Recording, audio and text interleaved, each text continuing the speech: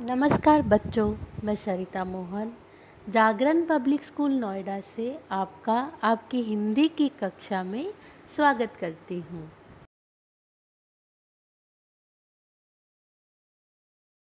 आज की अपनी हिंदी व्याकरण की कक्षा में हम हिंदी व्याकरण की पुस्तक व्याकरण निपुण से पाठ 6 राजा रानी पढ़ेंगे। राजा रानी नाम हमें क्या बताता है? राजा रानी हमें लिंग बदलो अर्थात लिंग की पहचान कराता है कि वे स्त्रीलिंग है या पुल्लिंग। तो आज हम इसके बारे में पढ़ेंगे।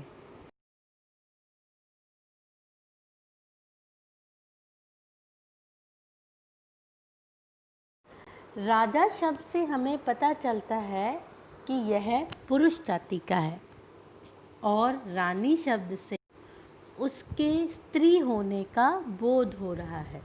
अर्थात जब हम राजा शब्द पढ़ते हैं तो हमें यह पता चलता है कि हम किसी पुरुष की या किसी आदमी की बात कर रहे हैं, पर जब हम रानी शब्द बोलते हैं तो हमें पता चलता है कि हम किसी स्त्री या औरत की बात कर रहे हैं।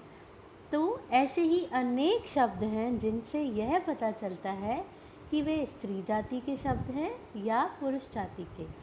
जैसे बहुत से ऐसे शब्द हैं जिनसे हमें पता चल जाता है कि वो स्त्रीलिंग है या पुल्लिंग।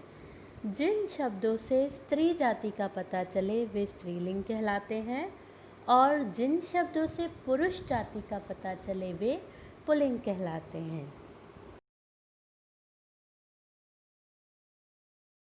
अब हम कुछ उदाहरण देखेंगे पुल्लिंग तथा स्त्रीलिंग के। पुल्लिंग शब्द है मोर, इसका स्त्रीलिंग शब्द होगा मोरनी। हाथी, हथिनी। यहाँ पर हमें मात्राओं का विशेष ध्यान देना होगा। जब हम किसी पुल्लिंग शब्द को स्त्रीलिंग बनाते हैं तो मात्राओं को विशेष ध्यान देना होगा और अच्छे से उन्हें याद करना होगा। दादा, दादी, शिक्षक, शिक्षिका, मुर्गा, मुर्गी, ताऊ, ताई, नौकर, नौकरानी, मौसा, मौसी। तो इन उदाहरणों से हमें पता चलता है कि कौन से शब्द पुल्लिंग है और कौन से शब्द स्त्रीलिंग है।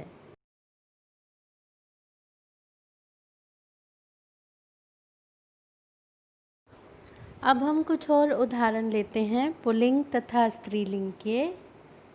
चूहा, चूहिया, चाचा, चाची, बूढ़ा, बुढ़िया, बेटा, बेटी, बैल, गाय, कुत्ता, कुतिया, शेर, शेरनी, घोड़ा, घोड़ी।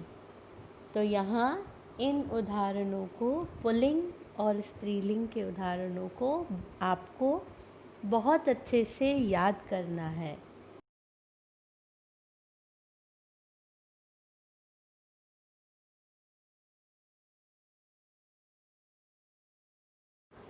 अब हमने ये पाठ पढ़ लिया है। उदाहरण की सहायता से इस पाठ को बहुत अच्छे से समझ भी लिया है। अब हम देखेंगे कि हमने इस पाठ से क्या सीखा है। हमने सीखा है जिन शब्दों से स्त्री जाति का पता चले वे शब्द स्त्रीलिंग कहलाते हैं और जिन शब्दों से पुरुष जाति का पता चले वे पुल्लिंग कहलाते हैं।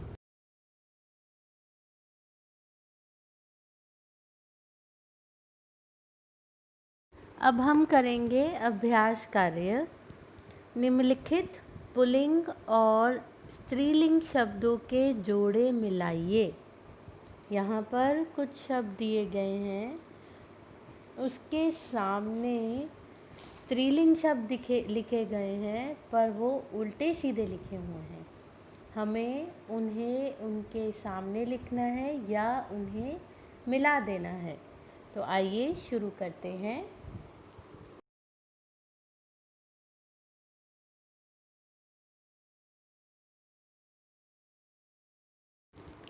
दादा पुल्लिंग शब्द है तो इसका स्त्रीलिंग होगा दादी। चाचा चाची, ताऊ ताई, बूढ़ा बुढ़िया, बेटा बेटी, नौकर नौकरानी। आपको इस अभ्यास कार्य को अपनी व्याकरण की पुस्तक में करना है, पृष्ठ संख्या 23 पर।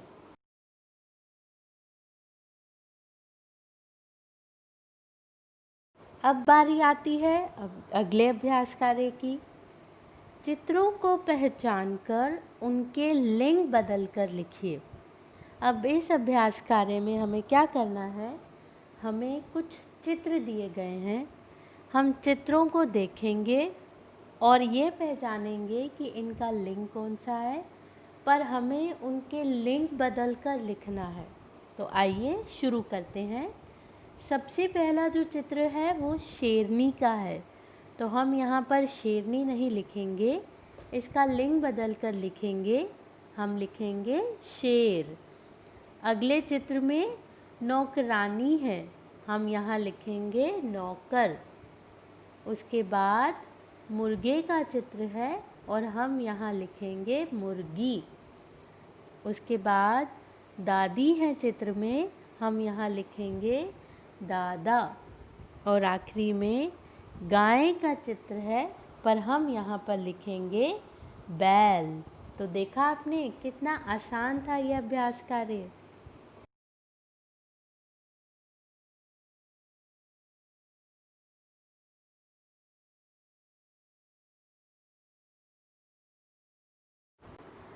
अब अगले अभ्यास कार्य में हमें क्या करना है, निम्नलिखित शब्दों के लिंग पहचानकर उन्हें अलग अलग लिखिए।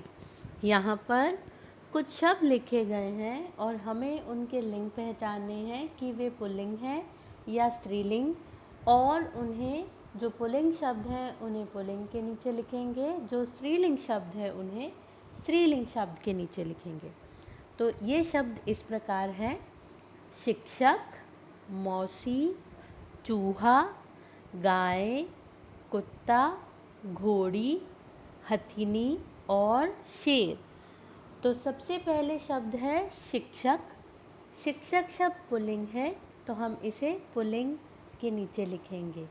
मौसी स्त्रीलिंग शब्द है, चूहा पुल्लिंग है, गाय स्त्रीलिंग, कुत्ता पुल्लिंग, घोड़ी स्त्रीलिंग, हथिनी स्त्रीलिंग और शेर पुल्लिंग है।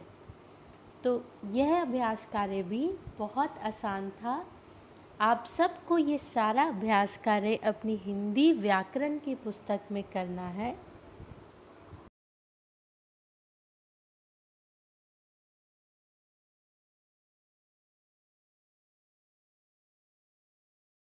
हमने पाठ को पढ़ लिया है, इसका अभ्यास कार्य भी कर लिया है, जिसे हम अपनी हिंदी व्याकरण की पुस्तक व्याकरण निपुण में करेंगे और साथ में इस अभ्यास कार्य को हम याद भी करेंगे। और इसके साथ ही आप सब बच्चों के लिए एक गतिविधि है जो आपकी व्याकरण की पुस्तक के पृष्ठ संख्या 24 पर है। पृष्ठ संख्या अर्थात आपकी हिंदी व्याकरण की पुस्तक के पेज नंबर 24 पर है।